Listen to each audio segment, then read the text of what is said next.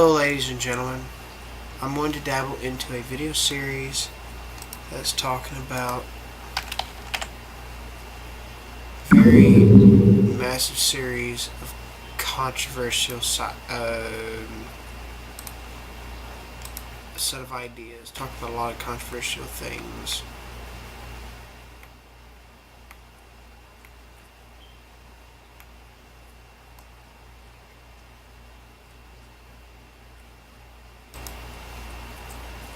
But our state versus Pantone.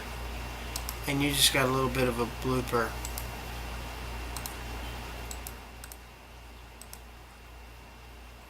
And that little audio clip you got was just a samplet of what's going to yet to come. Today is episode 1 of GEET is not a fraud. The Paul Pantone expose. Now, before you assume anything, hear me out. I know Paul Pantone's been called a charlatan, a cheat, a liar, a scammer, a snake oil salesman, a shit peddler, a bullshitter, and everything with and without swear words under the book, just about. For Christ's sakes, Paul Pantone was even accused of eating fecal matter stored in jars before, and there was no evidence to that claim. That's how much hate he got. This is one of the few times that justifies the phrase hate speech. I'm a free speech absolutist, but this is one of the few times I can actually see an argument to, oh damn, that's hate speech. Which is ironic because certain groups of people will use this as fascism, one of the many things that, as George Carlin and many libertarians all have said, fascism pretending to be manners, political correctness. And many others would use these allegations of this to try to fire people or make them lose their jobs, lose their livelihoods, lose credibility, etc., which is ironic that the phrase hate speech has come up, in my view. Just for having a different opinion or wrong think. But anyway, what's worse, if the media, academic, corporate screwing he was being given all that time wasn't bad enough, is Paul Pantone hurt himself in 3 ways. First off, by not establishing his tech to be sold in other countries besides France and the couple he did, not spreading it out far enough. Especially third world. Secondly, he should have only stuck to the field reformer claims in the public eye, because getting the plasma through static turboelectric charge, electrostatic discharge. I'm going to how that works soon enough in episode 2. That ionization to make plasma to form is hard to make happen. Let alone the second plasma claim, which was the plasma pinching claim.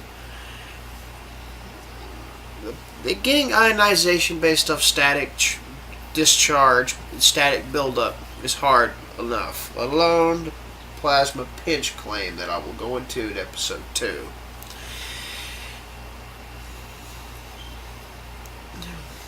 You see what I'm getting soon enough. 3 was his vocal support to selling of MMS, which is basically industrial bleach sold as a cure for autism, cancer, and AIDS, to the point it's already killed people who try to use it, and dealers of this shit and dealers of this using religious follower claims to increase sales, under the watch by FBI and FDA and get pounced if found out. And in my opinion, that's one of the last few years, and that's one of the few decent things that out of any branch of the FBI has done in a while, and still does. Not even considering the collusion shit going on that's been found out, or the FDA, when it comes to the FDA, the pharmaceutical companies, and the government making what Joel Wallet calls the unholy trilogy, and many others, and even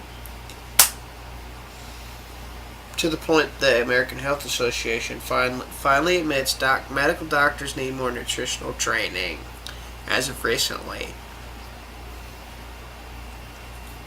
That's one of the few good things FDA has done as of late.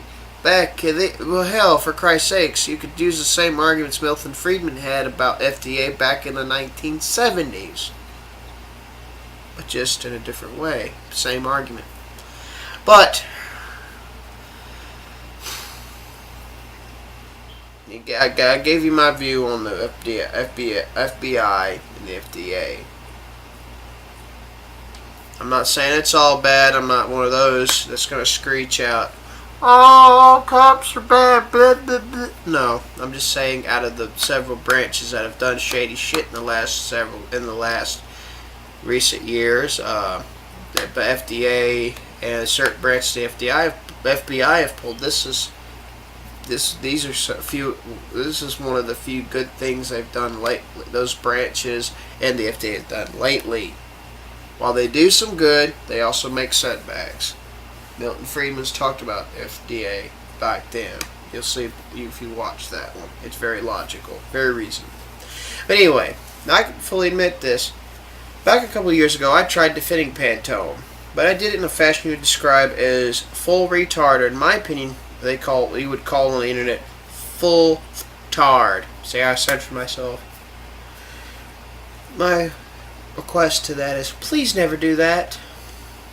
I've used screen captures of that, using myself as a debate example for people, to show people how not to go full retard or beyond, like I went beyond.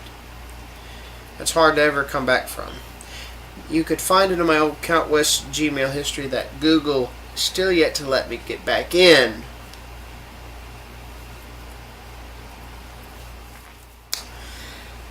It's not just cringeworthy, it's cancers of all types with AIDS and hepatitis C viruses swimming in them. But my point to that never do that. Research your things better before attempting to make a rebuttal or a defense. Go to somebody's defense, or you're just as bad as the modern malignant idiots.